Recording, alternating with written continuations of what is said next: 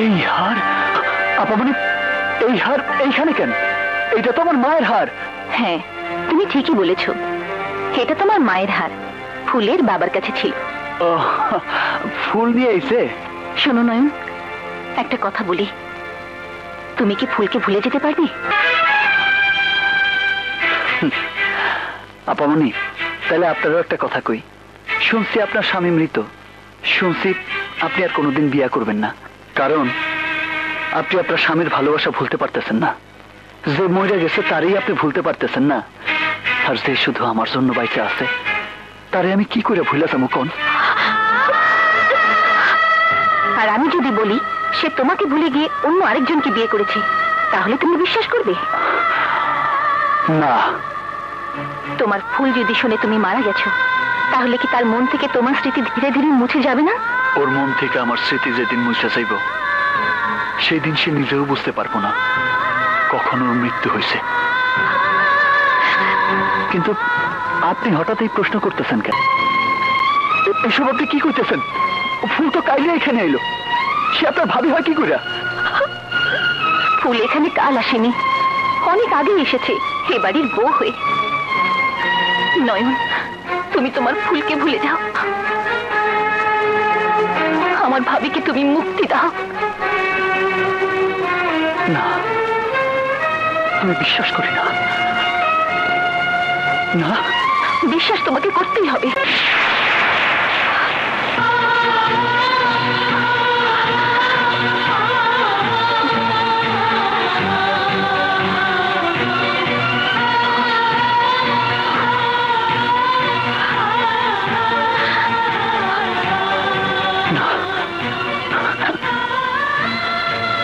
না,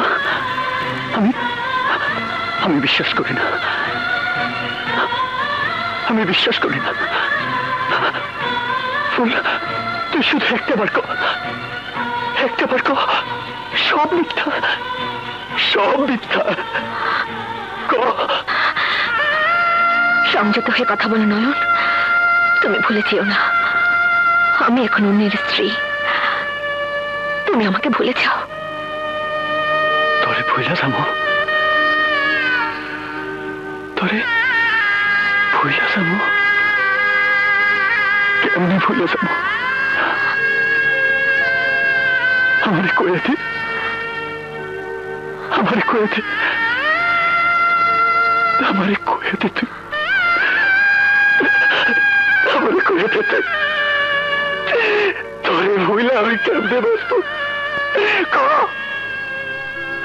আমারে তোরে আমি কেমনে বাঁচবো?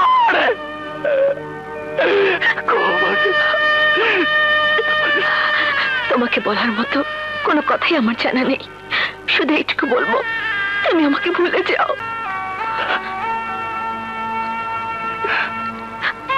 এই লগে তো ঢাকা শহরটাও দেওয়া হয়ে গেলে।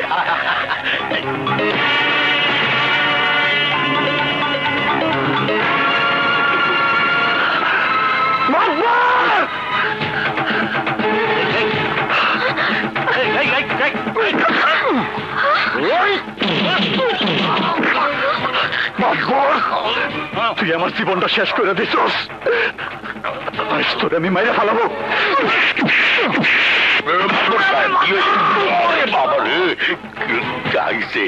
শেষ মাইরের আলামত শুরু হয়ে গেছে, মুই কাটতে পড়ি। তোর জন্য আমি আমার বাপ দাদার ফিটা বাটি হারাইছি, তোর জন্য আইস আমি বিনা অপরাধে সেল খাটতাছি। এইটা তুমি কি করতেছো?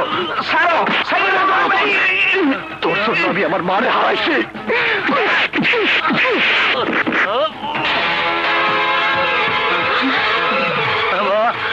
বাবা,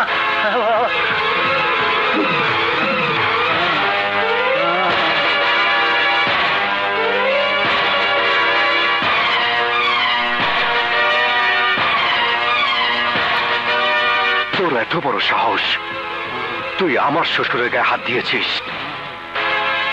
কি হলো, চুপ করে আছিস কেন? বল বল।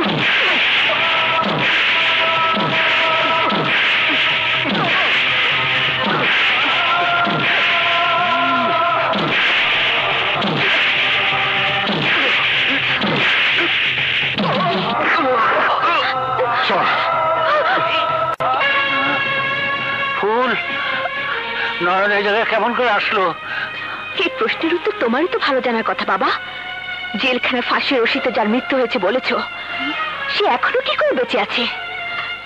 যার মৃত্যুর খবর তুমি পত্রিকায় দেখিয়েছিলে, সে আমার স্বামীর জেল হাজতে কি করে এলো?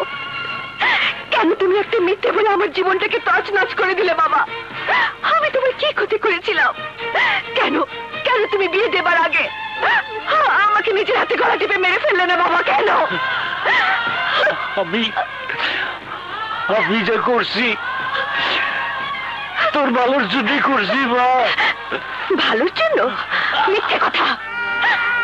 তোমার জামাই যখন জানবে আমি একজনকে ভালোবাসতাম, তখন যদি সে প্রশ্ন করে অন্যের ভালোবাসা বুকে নিয়ে আমি তাকে বিয়ে করেছিলাম, তখন আমি কি জবাব দেব? যদি প্রশ্ন করে কেন আমি নয়নের কথা গোপন করেছি, আমি কি জবাব দেব? বলতে পারবো না? বলতে পারো আমি কি জবাব দেব? মারে, জামাই এখনো কিছু টের পায় নাই। তুই চুপ কর মা, চুপ কর। কেন চুপ করবো? আজ আমি সব বলবো, সব বলবো। কেন চুপ করবো আমি? মানে তুমি কি পাগল হলে?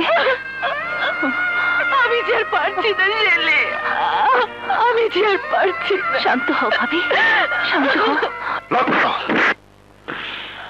সেন্ট্রি, আজ থেকে ওর এই ছেলের বাড়ি যাওয়া বন্ধ।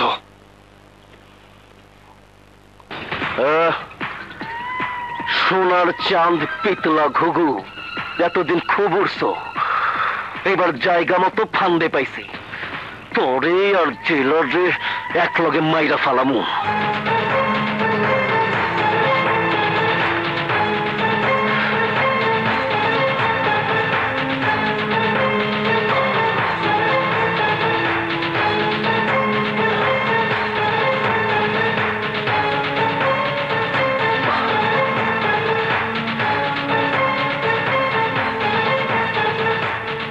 নয়ন ফুলের বাবাকে কেন মারতে চেয়েছিল? নিশ্চয়ই এর মধ্যে কোনো রহস্য আছে। আমাকে তো জানতেই হবে, জানতেই হবে।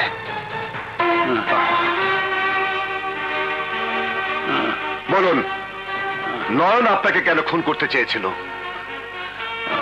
শোনো বাবা, নয়ন জমি জমা নিয়ে ঝগড়া করে একজনকে খুন করছিল, আমি দেখছিলাম। আমার সাক্ষী তোর জেল হয়েছে, তাই হয়তো রাগে যাই আমারে। নয়ন আপনাদের গায়ের ছেলে? ফুল, ফুল, ফুল, নয়ন তোমাদেরই গায়ের ছেলে, তা তুমি জানতে? না মানে, ও মা, ভাবি কি করে জানবে? ওকে তো ভাবি দেখেইনি, সবসময় তো ওর সামনে ভাবে ঘোমটা দিয়ে থাকতো। নিশ্চয়ই এর মধ্যে কোনো রহস্য লুকিয়ে আছে, আমাকে সব জানতেই হবে।